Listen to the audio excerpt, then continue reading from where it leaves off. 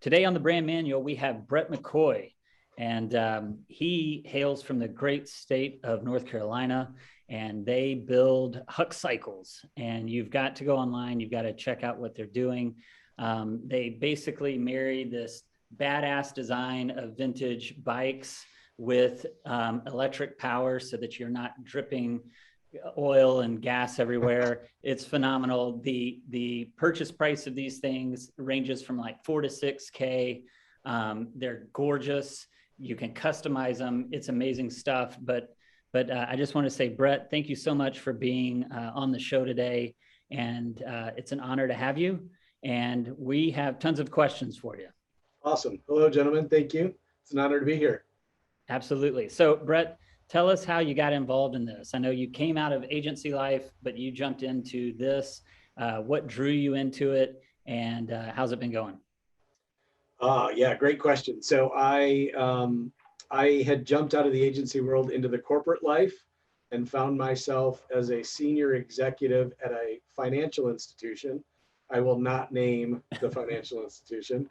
And the job was great. The money was great. I had a global role with a big team, but I was not fulfilled creatively. So I started a hobby on the side to build myself an electric bike that I would feel cool riding around on. And a lot of the options in the market at the time just felt more like toys. So I took an old vintage design, I drew it out on a piece of plywood, traced it, and then cut it out, took it to a bunch of shops and found someone who would help me build my very first bike. And that's sort of how we started. Holy crap. You're taking some significant and kind of wild swings. Agency life to financial to electric. Yes. How is Big that? jumps. Yeah, I mean, it's a big change, right? Going from corporate life. I stayed with my full-time job for a year while Huck was ramping up. Had employees on the side building bikes all day. And I would come in at night and do 6 to 8 hours of work after my full-time job. So yeah, it's what it takes, right? Oh my gosh. Are you married? I am married. I have 2 awesome little boys. So it was a stress on life for a while, but I jumped full-time back in February this year, and in the middle of COVID and pandemics, but it's what it takes. Come on. So, I spent quite a bit of time on the website, and my wife doesn't know it yet, but I'll be ordering one of these shortly. You. Yeah. Appreciate the support. Absolutely. I'll just ask for forgiveness, I think. Yeah. But it's you can customize these things. There's different, range and the battery thing. I'm fascinated personally, as we've experienced a year where supply chain is a huge issue in manufacturing. You've got battery sourcing. I mean, how does, being a smaller shop in North Carolina, how has this year been in terms of supply chain, that sort of thing? So it's been a nightmare, I'll be honest, right? So we launched full-time as Huck Cycles last March, 2 days before the shutdown happened. And it has been chaos every day since, right? Yeah, and having spent a career in marketing and brand where, my role was to help drive sales and increase, awareness, that's not been our problem over the last 15, 16 months. It's been fulfilling orders that customers are placing because of the supply chain issues, the driver shortages, the rubber shortages, the metal shortages, customs issues, right? Not to get political, but changes within our political structure that have impacted relationships with other countries. All of that has had substantial impact on our business. And we can continue to push through it, but those are hurdles that we face. Mm-hmm. You're kind of in the same space as, I don't even know what you call this kind of space that you're in, but it's like not quite extreme, but it is adventure gear. But the electric power of it, it's a little bit tech. I mean, you're kind of all over the place. It's also lifestyle. So yeah. Yeah. But you're in the same space with companies like One Wheel, right? Yeah. Mhm. Right. And We have shifted, I would say, over the last probably 8 months or so to be maybe in a category that's just sort of starting out. So where One Wheel and some of the other e-bikes sit in this play and toy, more lifestyle space, we've moved into this vehicle replacement space. So Okay. our bikes come with a VIN, you can register them, so you can ride it legally on the road and replace a gas-powered vehicle um, with our ride. So you're yeah, it's playing a bigger kind of, game. kind of a different category. We're not quite to where the Zeros or the Harleys, the big guys are. We sit in this middle space. Mm-hmm. Oh, that's fascinating. So presumably these other companies, all the way from Harley all the way to One Wheel, they're also facing shortage, supply chain problems as well. Is it kind of comforting to think you're in a similar boat as them? Yeah, I mean, at some level, yes. I think, um, as a culture in the U.S., we have become accustomed to Amazon-like services, right? Somebody will place an order today and call me tomorrow and expect that it's in the mail, right? Where's my bike? Yeah.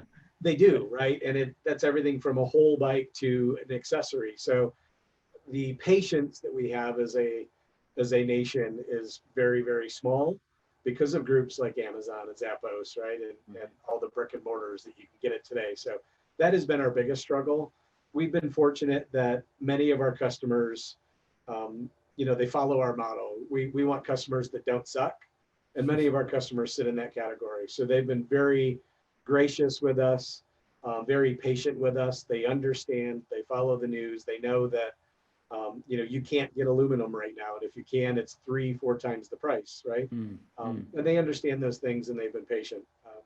There's only so much stress with that patience, right? But yeah, you try not to violate that, but exactly. you can't, it is reasonable, I think. Yeah, there really truly are forces that are really beyond your control. So absolutely. Yeah.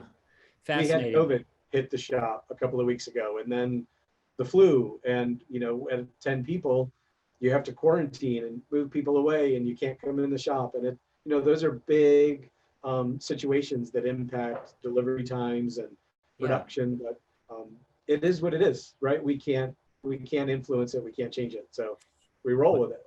I heard a friend just the other day say that there's now in corporate America or industrial America, there are two types of owners. There are those that are waiting for it to all be over still. And then there are those that are just fighting through it. Yeah. And which of those two categories do you think is going to win? I was like, that's pretty good. That's strong. I'm fighting through it. Right. That's all we can do. What is a typical lag time? Like if I put my order in today, are we talking 2 months? Are we talking 6 months? Are you still shopping? Yeah, a little bit. He's shopping. So when we launched, our initial time was about 8 weeks. At one point last year, when things or actually earlier this year, we got to about 7 weeks. And then it quickly went to 10, 12, 14 weeks. Currently, we have some customers that are probably at 15 weeks because of some delays in parts and components that we can't get here right now. We also have a very different business model than most that we compete with. So we fabricate as much as we can in the US. So our frames come from the US, our tanks, our seats. We build a lot of our custom componentry here. Many of our competitors are having an entire bike built in China or Taiwan and then shipped over. So labor shortages here impact me. Trucking shortages here impact me. They might not impact a competitor, right? So my business model is sort of fighting against me, but I'm not going to move overseas. We're going to stay in the US. We're going to keep hiring Americans to do the work, and I'll just fight through the problems. Yeah. Come on. I think that you have a more heartfelt kind of product and subsequently a heartfelt kind of brand. I mean, it comes through on your website. Like, this feels like America. It's kind of nuts. I appreciate that. Thank you. Yeah. I don't know if that was crafted or if that's just incidental. I think it has to do with the nature of our product. being vintage, vintage American styling. We are building in the US, so our fabrication looks that way, feels that way. Our partners look that way and feel that way. And the audience that we've gone after has been that audience. So I appreciate that. Yeah. It definitely taps into an American sensibility. It's McQueen jumping the barbed wire fence in The Great Escape. There's something that feels like, you got a little James Dean in there. Yeah. And if you get, say, the Overlander model, right, which doesn't, you said on the website says doesn't have the VIN number, right? So this is really something that's supposed to just be on trails. Is that right? Yeah. Yep. So you have an Overlander, a Stinger, a Fury, and a Rebel. So what are you doing with each of those in those specific ways? So each of those bikes fits a different audience or customer base, or the same customer but different uses, right? So the Stinger and the Rebel are vehicle replacement, right? So they're your daily moped driver. It's an easy entry to the electric market to replace a vehicle, commute around town, and have a registerable vehicle in most states without a license. You don't need a motorcycle license. The Fury sits on the motorcycle side, so that's for someone more experienced, looking for a higher speed vehicle. And on the other side of that spectrum is the Overland, which is the dirt bike, playing in the woods, take it hunting, take it to the beach, ride it when you're camping, some more pure play, and some utility functionality to it. Cool. Damn. What's the lifespan on your batteries? Right now, we are seeing about 3 to 5 years, Okay. which is about typical for the type of technology that we have. Okay. You're still shopping. No. Yes. I'm Yes, asking questions that I know You get a green everybody tank, has. the brown seat. Right, exactly. The brown seat that looks like, Yeah. you're sitting on essentially an old baseball glove. It looks amazing. How do I pitch this to my wife? Can you give me any tips? There Yeah. will be no pitching. We're not going It's to not a do that. motorcycle. That's it's a right. bike. It's totally That's safe. right. Yeah, Yep. absolutely. It's pedals. So at that point, at a 5-year mark or say 6-year mark, and the battery is kaput, you install a new battery and keep moving. Correct. Okay. All right, And hopefully cool. within that 3 to 5 years, the cells get better, the technology gets better, it gets less expensive, easier to get. Yeah. I'm going to shift over to the business model, back over to that again. What kind of, you created this thing out of transition from a corporate job into this. Have you gotten to the point where you're thinking about, okay, this company should be acquired, or no, this is for my great grandkids, or how are you thinking in that way? So it's been, our path has not been the path that I expected it to be. In my experience in brand and marketing, the agency life, corporate life, you're constantly fighting and working to continue to grow. Ours has been the opposite. We've had more demand than we can handle from day one. So when we set out, we thought if we could sell 5 to 10 bikes a month, we would be hugely successful. And that was it. That's all I needed. And I could buy a bike and give my friends a bike and we'd all be happy, right? Yeah. We launched in March and immediately sold 50 bikes, and then it kept going up and up. We're to the point now where we even shut sales off on our site in order to manage the amount of traffic that we're getting and the amount of sales coming in, because we know we can't meet demand based on the market conditions and the issues that we're having. So one of the things that we have done is started thinking about taking on some investors that can come in and help us with cash flow issues that might help us get around some of the market hurdles, buying bigger amounts of components in advance, staffing up and building more bikes before orders come in, things like that. So we are at that stage. We have been having a lot of great conversations. There's been a lot of interest, both from the investor potential. We've had customers asked to invest. So it's been an interesting process for us, but we're really close to maybe having a nice potential relationship in place. Oh, that's really cool. I mean, is there anything that speaks more to quality and just the guts and the DNA of a company that you have customers who then say, not only do I want to drive this thing, I want to own the company. I want to be involved. That's huge. We enjoy that pat on the back. Yes, for sure. For sure. How have you ever gone through any sort of acquisition or merger or anything like that before? In a previous life? Not at this scale. You know, in the past with my agencies, you know, I've merged and gone through transitions like that, but it's very different at the scale of where we are right now. This is kind of a heart question, but I'm just wildly curious. What does it feel like? I've never been through anything like that, and so I'm curious about that. You've never ridden a bike? We No, can take care of that. Not the bike, the going through a round of funding. You know, I wish I could say, yeah, I'll be honest. I wish I could say it's amazing and joyful, and you can sit back and say, wow, I did this. But, you know, that doesn't really cross my mind at all. Right now, I'm still thinking about when am I going to get frames for the 70 people in line, right? Yeah. When are batteries going to be released from port so they make it in and we can get them in bikes, right? So for me, I'm still focused on what we have to accomplish. Yeah. And I don't know if we'll be out of it for the next 12, 18, 20 months with the pandemic continuing and lockdowns happening and variants popping up, right? And there's a lot of work to do. So maybe when we get through all of it, I'll be able to look back and go, well, that was cool. But right now, let's keep working.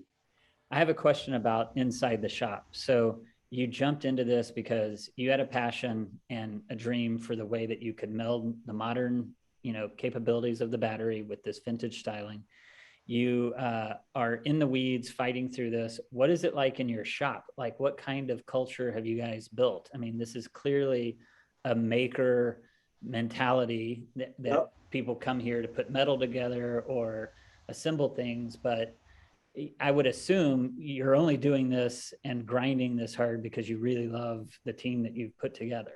Is Absolutely. that, I mean, and probably why you have people interested in continuing to work, or, you know, as you guys scale up, you probably won't have a hard time finding people. Has that been your experience? Yeah, you know, we've been fortunate where we sit in North Carolina. We're just south, about 10 minutes south of NASCAR country. So there's the NASCAR Technical Institute. Yep, little plug for them. Very nice. And there's a lot of exceptional technician talent in the market, engineering talent, fabrication, mechanical talent, which has been really great for us. And we do get a feeder from schools like that. And then there is a very large motorcycle community here. And, you know, my team is comprised of mostly 30 to 60-year-olds who've been riding all of their life. You know, they ride gas-powered motorcycles in every day, and it's what they're doing when they're not here, right? So it's a passion for them. And, you know, I've got a couple of guys that come in and tell me they feel lucky to be able to work in a space like this where they can work on bikes all day. You know, we have a program where they can work on their own bikes here, so they can use our equipment and tools, put them on the lifts, clean them, change oil, do whatever they need to do. We have a fabrication shop set up here where we can weld, cut, bend, break, build things with metal. And the guys can build sissy bars or, you know, components for their own vehicles. So it's been a very fun process building the team. That's cool. Well, what's next on the horizon? Like, as you guys, you know, we've got Overlander, Stinger, Fury, Rebel. Is there something that you guys are cooking up in the back that you're like, oh, one day if we get a shot, we're gonna roll out something like this? So we've got some updates that we're going to be rolling out for the Overland, which is a new addition to our garage. We've got some really interesting updates for that are going to make it more B2B focused, industrial focused, which is super exciting. And then we have a new frame coming to life that we'll be launching to the market here probably within the next 6 to 8 weeks. That will jump in along with the Stinger and the Rebel. So we're stoked about that. That's cool. Yeah. So this is kind of the part of the podcast where we encourage people to plug their goods, but it doesn't sound like you actually need that. Yeah, Sounds you like don't, everybody's you don't working need on it. more backlog. Yeah. So Yeah. is in short, is this America, be patient? Yes, We're yes, coming. please. We're getting there. Yeah. Yeah, that's it. Just be patient. Hang with Not us. just Yeah. with us, right? So my plug is going to be for all small businesses, every small business, right? Yes. People are showing up every day sick. Their family members are sick. They're stressed. They're in the still fight. showing up, right? Yeah. They're still helping. They're doing what they can. Like, be patient with them. Give Sure. them some grace and think about the others. That's a good word. Yeah. Good message. Yeah. Brett, thank you so much for being on. This has been It was a lot of fun. A lot of fun. Absolutely. Thank you, gentlemen. I enjoyed it. It was a pleasure. Absolutely. Can't wait to see your order come in for that ride. Okay. All right. Hey, give me one. Okay. Yeah. Yeah. All right. All the best. All right. Take care. Cheers, All right. gentlemen. Thanks, Brett. Bye.